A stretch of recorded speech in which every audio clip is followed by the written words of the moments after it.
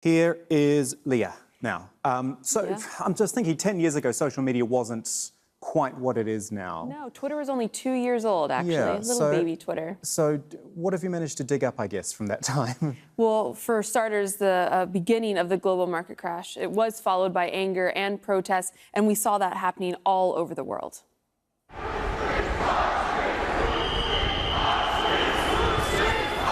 We first saw major reaction to the crash a few years after the 2008 downturn with the start of the Occupy Wall Street protests. Thousands were protesting in major cities across the U.S., calling for transparency and for a change in having the top 1% having all of the wealth and control. We're seeing similar protests today with the hashtag 10 years on.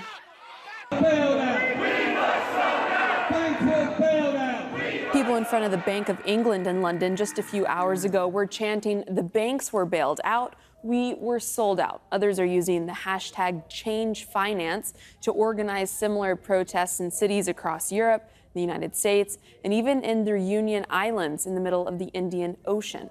ChangeFinance.org says it's calling out people to stand up against politicians instead of sleepwalking into what they say could be another financial crisis.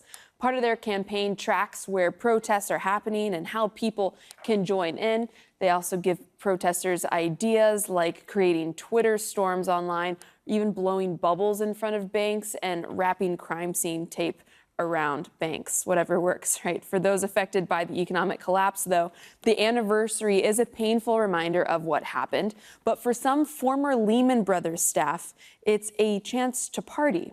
A letter leaked last month revealed bankers were getting together in London to mark, with cocktails, a decade since the collapse. The letter, addressed to Lehman Brothers and Sisters, invited alumni of the company to a private party, which by the British Labour Party was criticized it, saying that it was disgraceful.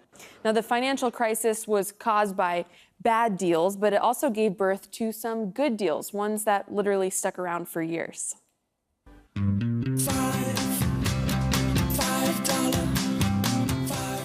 The Subway $5 footlong deal started as a way to help customers impacted by the crash, and within 2 weeks, it drove sales up to 25%.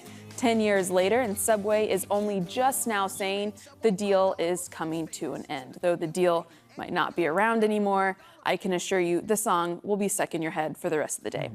Come on. Makes me want a Subway sandwich, actually. I know. It really Thanks, does. Leah.